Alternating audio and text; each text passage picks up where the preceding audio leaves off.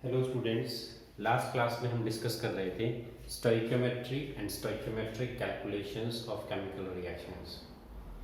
आज हम एक छोटा सा टॉपिक डिस्कस कर रहे हैं। टॉपिक है हमारा लिमिटिंग रिएजेंट। तो बच्चों डेफिनेशन देख लेते हैं यहाँ पर। In any chemical reaction the amount of product form it depends on the reactant which reacts completely in a chemical reaction and this reactant is called limiting reagent। तो इस definition का मतलब है आपके पास कोई भी केमिकल रिएक्शन जब होती है, वो केमिकल रिएक्शन करवाने के लिए आप रिएक्टेंट्स जो हैं वो डालते हैं रिएक्शन मिक्सचर के अंदर। ये जो रिएक्टेंट्स आपने डाले हैं, आप इसका कुछ अमाउंट या इसकी कुछ कंसंट्रेशन जो है वो यूज करते हैं रिएक्शन में प्रोडक्ट बनाने के लिए। तो हम एग्जांपल लेते हैं कि हमारे पास ये रिएक्शन है और इससे ये प्रोडक्ट बनता है। इस रिएक्शन में नाइट्रोजन और हाइड्रोजन गैस, ये दो गैसेस आपको मिक्स करके रिएक्ट करवानी पड़ेगी। तो नाइट्रोजन जो है वो कितनी ली जाएगी, ये भी आपके कंट्रोल में है, और हाइड्रोजन कितनी ली जाएगी, ये भी आपके कंट्रोल में है। अब सपोज ऐसा हुआ कि हमने नाइट्रोजन और हाइड्रोजन को मिक्स करते टाइम किसी एक रिएक्टेंट को जो है वो थोड़ा सा ज्यादा ले लिया, दूसरे रिएक्टेंट को जो है वो कम ले लिया। जितनी हमें रिक्वायरमेंट थी उससे हमने एक रिएक्टेंट को ज्यादा ले लिया और दूसरे रिएक्टेंट को कम ले लिया। तो ये प्रोडक्ट कितना बनेगा, ये उस रिएक्टेंट पे डिपेंड करेगा जो आपने कम लिया था। क्योंकि ये अगर सपोज हमने ज्यादा डाल दिया रिएक्शन के अंदर और इसको अगर हमने कम डाला तो ये अपने आप तो रिएक्ट कर नहीं सकते इसके साथ, जितना डाला है उतना ही रिएक्ट कर पाएगा ना।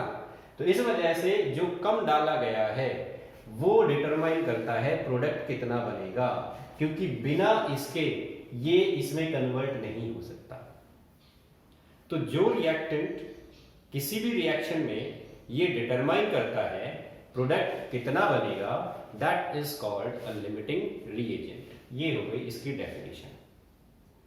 जो रिएक्टेंट पूरा कंज्यूम नहीं हो पाता किसी रिएक्शन के अंदर, उसको एक्सेस रिएजेंट बोला जाता है।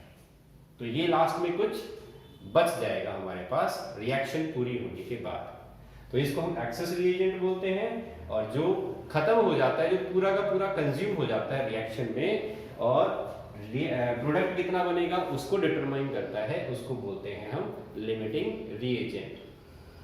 तो बच्चों हमें जो प्रॉब्लम्स दी जाती है इनके अंदर हमें क्या करते हैं, जैसे ये मैंने एक एग्जांपल दिया, एक क्वेश्चन डिस्कस कर लेते हैं। इसी एग्जांपल से आपको अमाउंट दे दिया जाएगा कि हमने नाइट्रोजन गैस का इतना अमाउंट लिया, हाइड्रोजन गैस का इतना अमाउंट लिया और इन दोनों की हमने रिएक्शन करवाई। अब आपसे ये पूछ लेगा बताओ इनमें से लिमिटिंग रिएजेंट कौन सा होगा।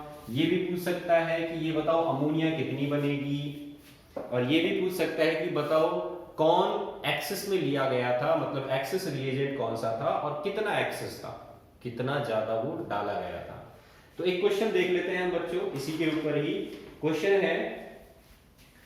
50 किलोग्राम नाइट्रोजन, इसको 10 किलोग्राम हाइड्रोजन के साथ मिक्स किया गया और ये रिएक्शन करवाई गई। अब आपको ये बताना है इन दोनों में से लिमिटिंग रिएजेंट कौन है। Second, amount of ammonia produced कितना होगा। Third, how much is the access reagent.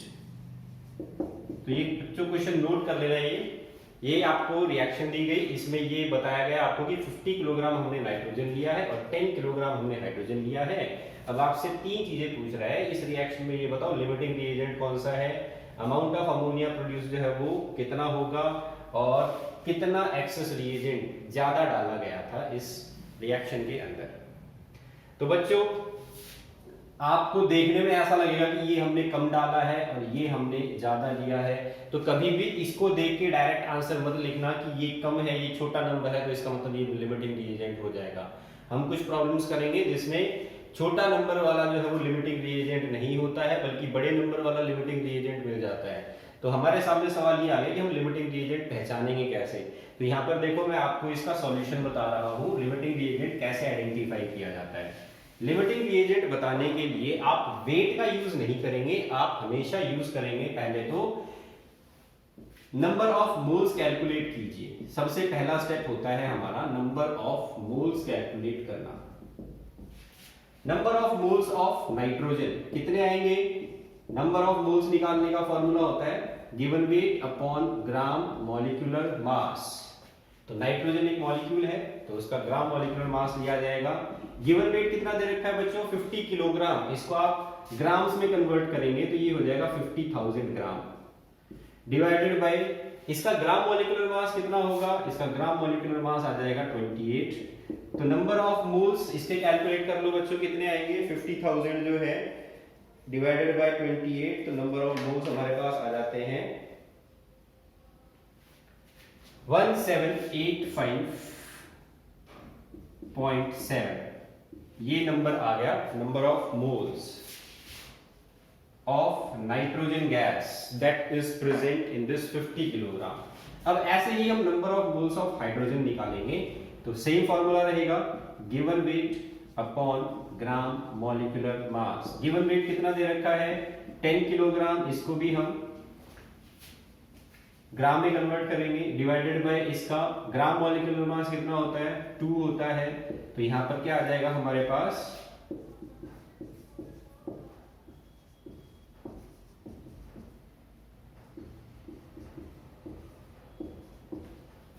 अब देखो बच्चों, यहां पर जो चीज आपको यहां पर बड़ी लग रही थी 50 किलोग्राम जो था, उसके नंबर ऑफ मोल्स जब आप कैलकुलेट करते हो तो कितने आते हैं? 1785.7। जबकि जो चीज यहां पर आपको छोटी लग रही थी उसके नंबर ऑफ मोल्स जब आप कैलकुलेट करते हो तो कितने आ गए? ये 5000 आ गए। तो जो नंबर यहां छोटा था उसके नंबर ऑफ मोल्स यहां पर बढ़ गए। अब देखो, अब हमें क्या करना होगा? हमारा पहला स्टेप कंप्लीट हो गया। इसके बाद आता है हमारा स्टेप नंबर 2। ये दोनों नंबर याद रख लेना बच्चों, 1785.7 मोल्स नाइट्रोजन के हैं, 5000 मोल्स हाइड्रोजन के हैं। अब हम आते हैं स्टेप नंबर 2 पे। स्टेप नंबर 2 है राइट द बैलेंस्ड रिएक्शन। तो N2 plus 3H2 it gives us 2NH3। अब इस बैलेंस्ड रिएक्शन में ये देखो स्टोइकियोमेट्री क्या है? 1 मोल नाइट्रोजन का कितने मोल हाइड्रोजन के साथ रिएक्ट कर रहा है? 3 मोल्स ऑफ हाइड्रोजन के साथ। सो 1 mole of nitrogen it reacts with 3 mole of hydrogen. तो यहां पर नाइट्रोजन के कितने मोल्स थे? 1785.7 मोल्स। इतने मोल्स कितनी हाइड्रोजन के साथ रिएक्ट करेंगे? तो 3 into 1785.7, 3 गुना हाइड्रोजन के साथ रिएक्ट करेंगे, क्योंकि रिएक्शन हमारी यही कह रही है इसका 1 मोल इसके 3 मोल के साथ रिएक्ट करता है। तो 1785.7 मोल कितने के साथ करेंगे? 3 से मल्टीप्लाई कर दो, नंबर क्या आ जाएगा? इसको देख लो मल्टीप्लाई करके। तो इसको जब हम मल्टीप्लाई करते हैं तो हमारे पास आ जाता है 5355.9 मोल्स ऑफ हाइड्रोजन। तो इतने मोल हाइड्रोजन के साथ रिएक्ट करेगा, इतना मोल नाइट्रोजन का। लेकिन अब देखो यहां पर तुमने जब नंबर ऑफ मोल्स निकाले थे हाइड्रोजन के तो कितने थे हमारे पास? But we have number of moles of hydrogen is equal to 5000। तुम्हारे पास 5000 मोल जो है वो तुमने डाले हैं रिएक्शन में, और तुम्हारी रिक्वायरमेंट क्या है? 5355.9 मोल्स की। इतने मोल्स की रिक्वायरमेंट है हमारे पास इस रिएक्शन को करवाने के लिए। तो हमारे पास हाइड्रोजन, इसका मतलब क्या हो गया? कम पड़ गया। कम पड़ गया तो ये हो गया हमारा लिमिटिंग रिएजेंट।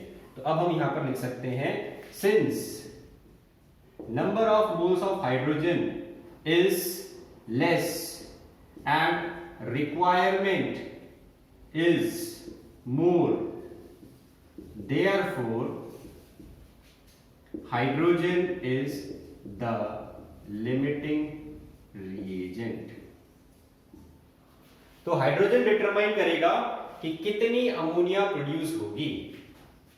तो ये हो गया हमारे फर्स्ट पार्ट का आंसर। लिमिटिंग रिएजेंट हमेशा नंबर ऑफ मोल्स कैलकुलेट करके और फिर रिएक्शन के अंदर स्टोइकियोमेट्रिक रेशियो से निकाला जाता है। कभी भी आप डायरेक्टली वेट को देखकर ये मत बोलना कि जिसका वेट कम है वो लिमिटिंग रिएजेंट है। अगर ऐसा करोगे तो आंसर गलत हो जाएगा। ये टॉपिक इंपॉर्टेंट है, इसके क्वेश्चंस जो है वो तुम्हें कॉम्पिटिटिव एग्जाम में मिल जाएंगे। लिमिटिंग रिएजेंट जो है वो जब भी किसी केमिकल रिएक्शन के अंदर कोई भी ये पूछे कि कितना प्रोडक्ट बनेगा तो वहां पर अप्लाई होगा। इसका इंडस्ट्रियल एप्लीकेशन भी है बच्चों। इंडस्ट्री के अंदर सपोज हम अमोनिया गैस ही प्रोड्यूस कर रहे हैं, तो अमोनिया गैस कितना आपने नाइट्रोजन लिया कितना हाइड्रोजन लिया इस पे डिपेंड करेगी। तो आप सपोज कल को किसी ऐसी इंडस्ट्री के अंदर जॉब करते हैं जहां पर कोई दवाई बन रही है या फिर कोई इंडस्ट्रियल सामान उसके अंदर बन रहा है या फिर उसके अंदर कोई केमिकल सब्सटेंस बन रहा है, तो आप रिएक्टेंट का अमाउंट देखकर ये प्रेडिक्ट कर पाओगे कि प्रोडक्ट जो है वो कितना मिलेगा, मतलब ईल्ड कितनी होगी। तो ये इसी वजह से टॉपिक इंपॉर्टेंट है और काफी एप्लीकेबल भी है। अब आ जाते हैं इसके सेकंड पार्ट पे। सेकंड पार्ट पे हमें क्या करना है, हमें ये बताना है कि अमोनिया कितनी बनेगी। अब देखो बच्चों, अमोनिया कितनी बनेगी इसका हम आंसर कैसे लिखेंगे। सेकंड पार्ट, आपको बैलेंस्ड केमिकल रिएक्शन लिखनी है। आपने ये तो निकाल लिया लिमिटिंग रिएजेंट हाइड्रोजन होगा, और लिमिटिंग रिएजेंट जो होता है वही डिटरमाइन करता है कि प्रोडक्ट कितना बनता है। तो क्योंकि हमारे पास हाइड्रोजन के 5000 मोल्स हैं, तो ये कितनी बनेगी ये इसी पे डिपेंड करने वाला है। अब देखो रिएक्शन जो है वो क्या कह रही है, 3 mole of hydrogen they react with nitrogen to produce 2 moles of ammonia. 2 moles of ammonia, 3 mole hydrogen का 2 मोल अमोनिया प्रोड्यूस करवाता है। 1 मोल कितनी करवाएगा 2 डिवाइडेड बाय 3, और 5000 मोल्स कितनी करवाएंगे 2 डिवाइडेड बाय 3 टू 5000। क्या आएगा 10000 डिवाइडेड बाय 3, तो ये 3333.33 मोल्स। इतने मोल्स अमोनिया के प्रोड्यूस करवा सकता है 5000 मोल्स हाइड्रोजन, इससे ज्यादा नहीं बनेंगे। ये तो आगे नंबर ऑफ मोल्स।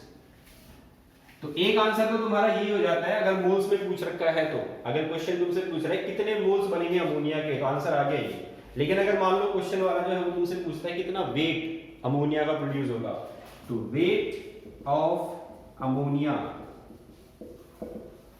तो बच्चा आपको फॉर्मूला पता है नंबर ऑफ मोल्स का। नंबर ऑफ मोल्स जो होता है हमारे पास ऐसे लिख लो, number of moles is equal to given weight upon gram molecular mass. Number of moles आपको दे रखे हैं, तो इसको मैं यहां लिख देता हूं 3333.33 इज इक्वल टू वेट मुझे निकालना है, तो गिवन वेट। ग्राम मॉलिक्यूलर मास कितना होता है अमोनिया का NH3, तो इसका आएगा 17 ग्राम। तो गिवन वेट निकाल लो बच्चों यहां से 17 इंटू 3333.33।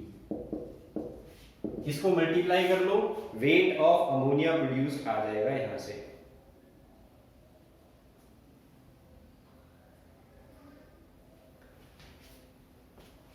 तो इतना ग्राम, और अगर इसको किलोग्राम में कन्वर्ट करना है तो इसको डिवाइड कर देना 1000 से, तो ये आंसर आ जाएगा किलोग्राम में। तो ये आ गया तुम्हारे पास weight of ammonia that will be produced from this 10 kilogram of hydrogen.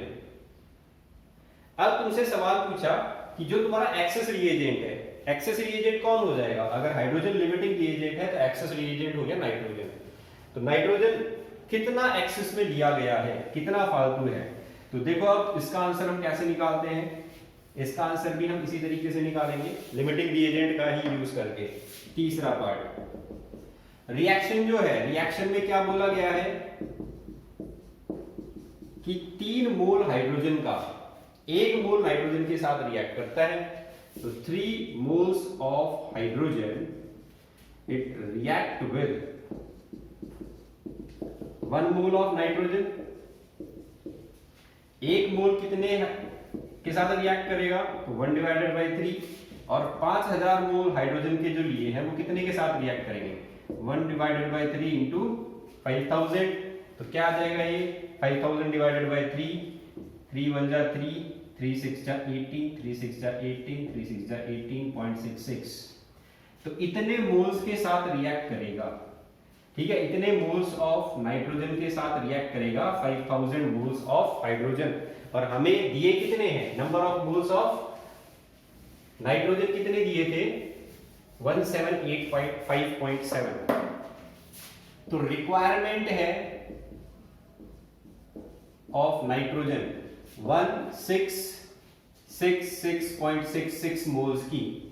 ठीक है, और हमारे पास प्रेजेंट कितने हैं, अवेलेबल नाइट्रोजन 1785.7, तो एक्सेस में कितने हो गए, 1785.7 माइनस 166.66, तो इसको निकालोगे बच्चों क्या आ जाएगा हमारे पास 0.0911,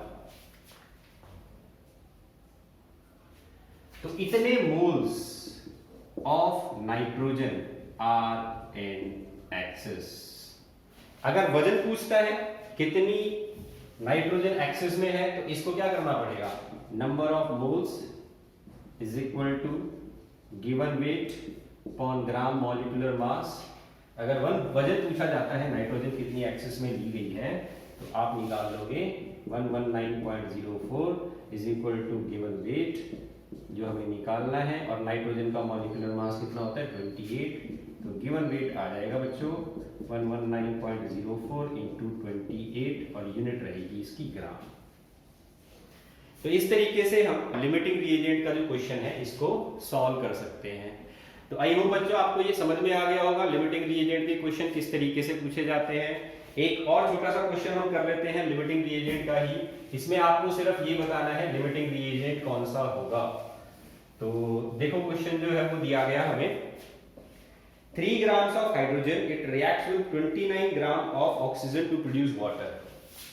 तो वाटर की प्रोडक्शन हम करवा रहे हैं हाइड्रोजन और ऑक्सीजन का यूज करके।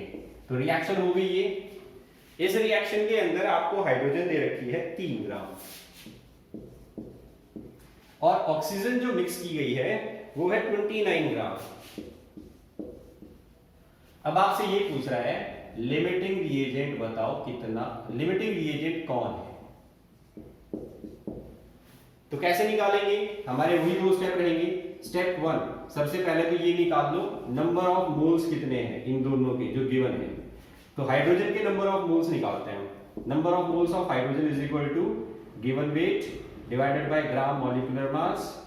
गिवन वेट दे रखा है 3 ग्राम, ग्राम मॉलिक्यूलर मास होता है 2, तो हमारे पास नंबर ऑफ मोल्स आ गए 1.5। ऐसे ही हम number of moles of oxygen निकालते हैं, given weight upon gram molecular mass. Given wait हमें दे रखा है 29, इसका ग्राम मॉलिक्यूलर मास कितना होता है 32। इसको डिवाइड कर लो, क्या आ जाएगा, ये आ गया 0.9 मोल्स। अब देखो बच्चों नंबर ऑफ मोल्स निकाल लिया, अब हम आते हैं स्टेप नंबर 2 पे। स्टेप नंबर 2 में क्या करना है, स्टोइकियोमेट्री देखनी है रिएक्शन के अंदर। तो पहले तो हम रिएक्शन को बैलेंस करके लिखते हैं, H2 plus half O2 it gives us H2O। H2 के 1.5 मोल है, इसके 0.9 मोल्स है हमारे पास। According to the reaction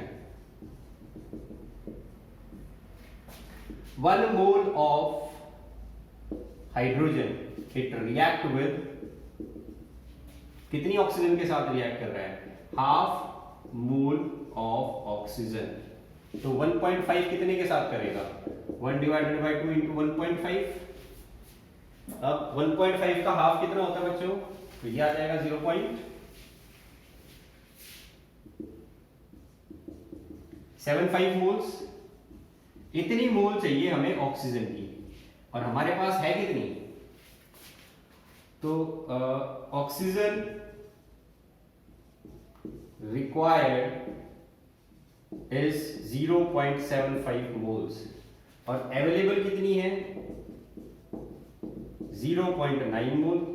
requirement हमारी कम है और अवेलेबल ज्यादा है, तो ऑक्सीजन तो लिमिटिंग रिएजेंट हुआ नहीं, इसका मतलब क्या हुआ, हाइड्रोजन हो गया लिमिटिंग रिएजेंट।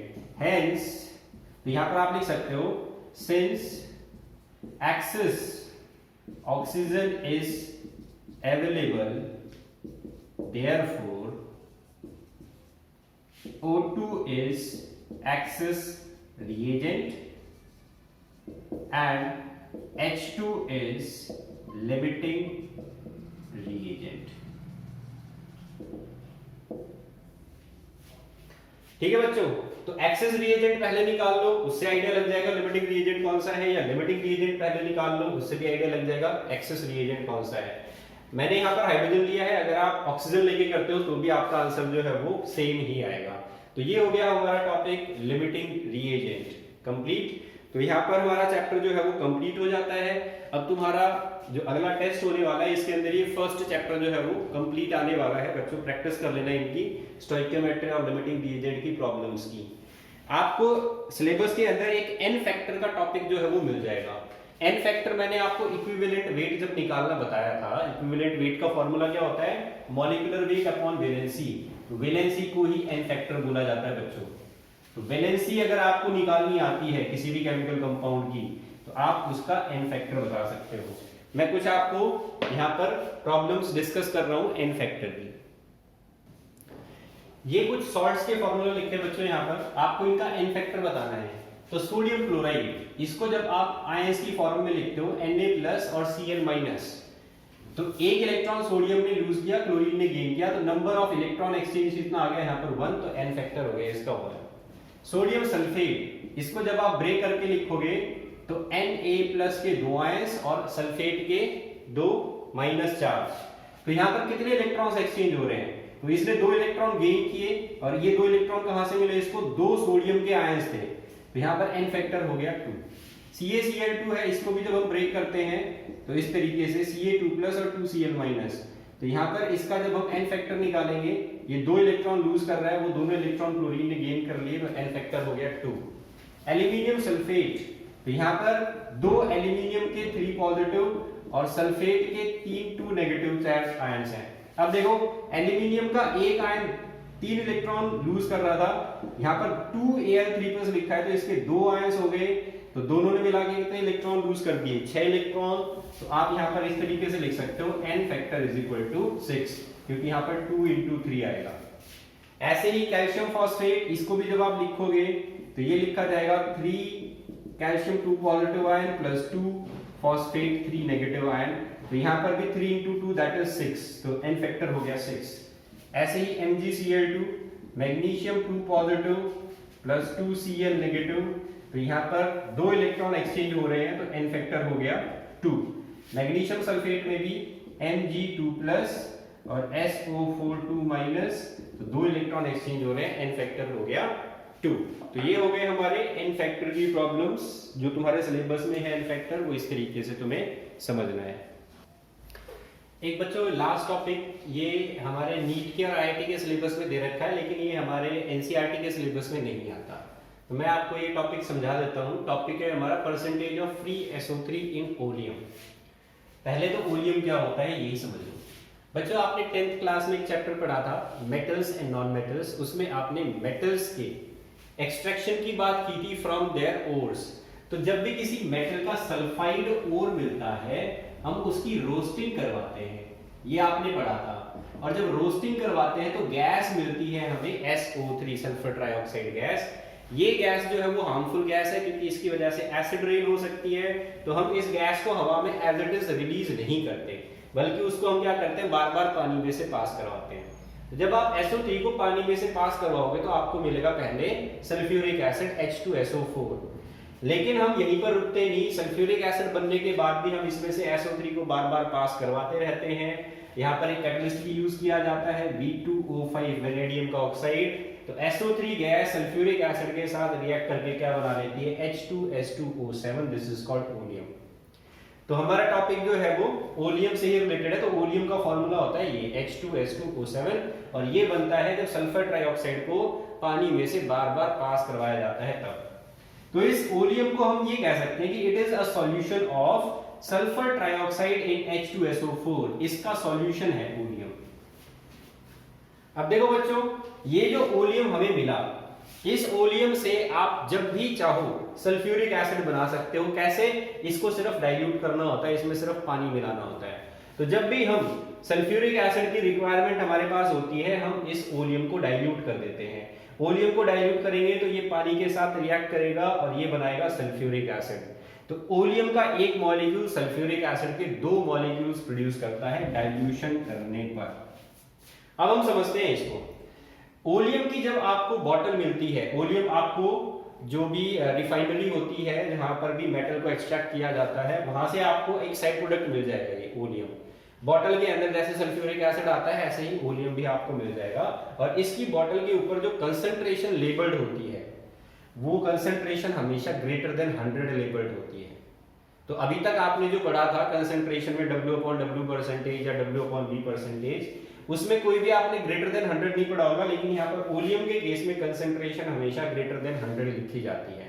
अब देखो एक एग्जांपल ले लिया, तुम्हारे पास एक ओलियम की बॉटल है जिस पे लिखा हुआ है 109%। इसका मतलब क्या हुआ? इसका ये मतलब हुआ कि जब तुम इस बॉटल में से 100 ग्राम इस सॉल्यूशन का निकालोगे और उसको डाइल्यूट करोगे, तो ये 100 ग्राम सॉल्यूशन तुम्हें 109 ग्राम सल्फ्यूरिक एसिड देगा। 100 ग्राम सॉल्यूशन 109 ग्राम सल्फ्यूरिक एसिड दे रहा है, इस वजह से उसको 109% यहां पर लेबल किया हुआ है। आइए समझते हैं अब इसको कि ये 109 ग्राम सल्फ्यूरिक एसिड जो है वो कैसे बनता है।